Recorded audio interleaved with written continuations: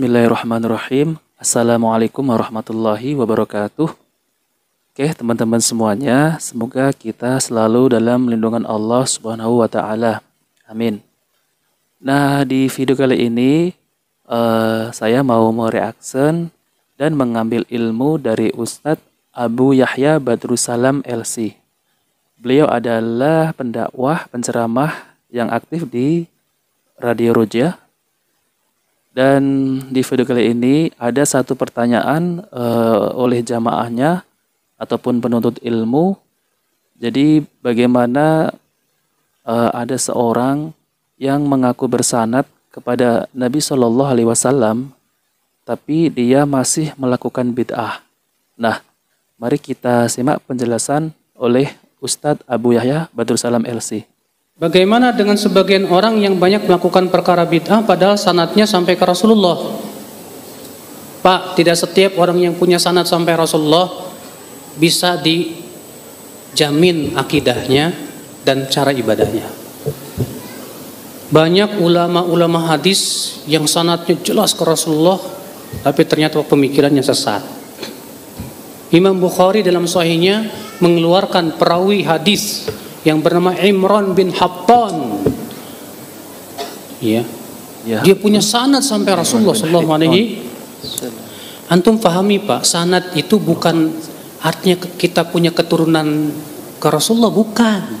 Sanad itu artinya kita punya rantai perawi sampai ke Rasulullah. Rasulullah itu sanad namanya. Paham tidak? Iya, itu sanad namanya. Oke, paham? Jadi kalau Imam Bukhari nggak punya sanad karena bukan keturunan Rasul. Ajib, ini istilah dari mana sanad seperti itu? Sanad itu seluruh ulama hadis mengatakan yaitu perantai perawi yang menyampaikan kepada siapa? Rasulullah Sallallahu Alaihi Wasallam.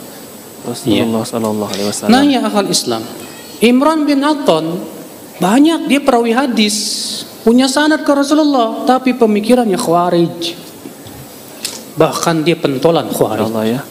Imran bin Hattan itu.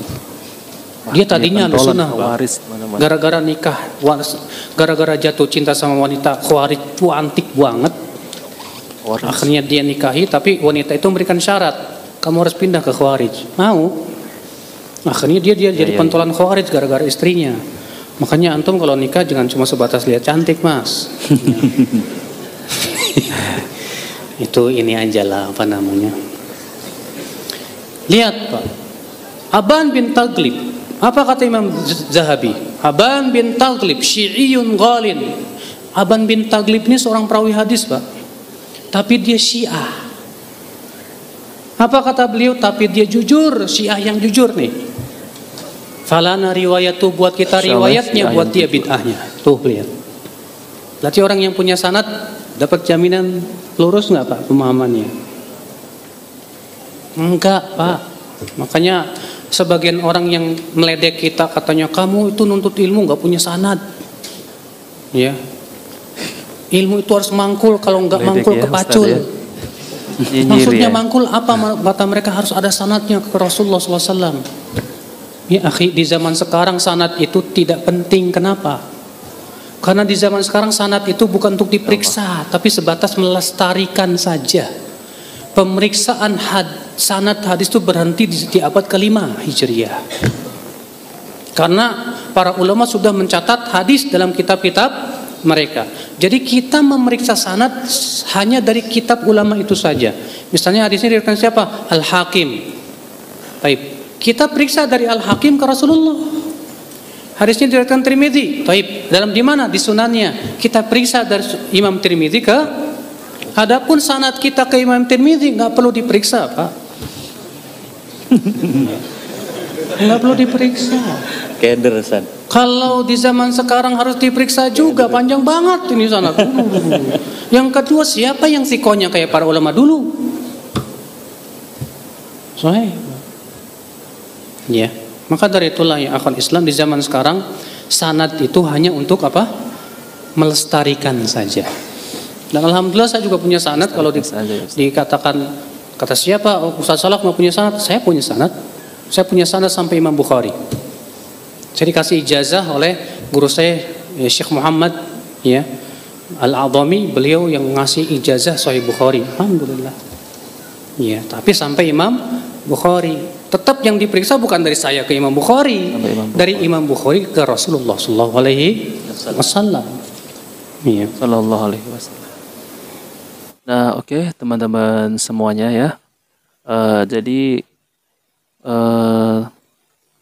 istilah sanad itu yang mengaku bersanad belum tentu ia itu akidahnya ataupun pemahamannya itu betul.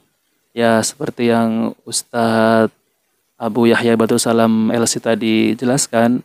Jadi ada tabi'in ya, tabi'in yang dia bersanad kepada Rasulullah SAW, akan tetapi di tengah perjalanan dia tergoda oleh wanita yang berpemahaman Khawarij.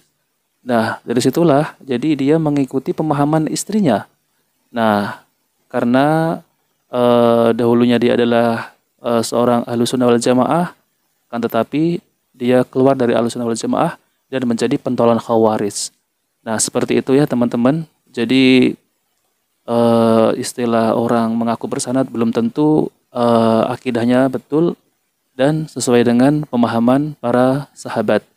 Oke, teman-teman semuanya, jangan lupa like dan subscribe ya channel Cahaya Hidayah. Saya undur diri. Wassalamualaikum warahmatullahi wabarakatuh.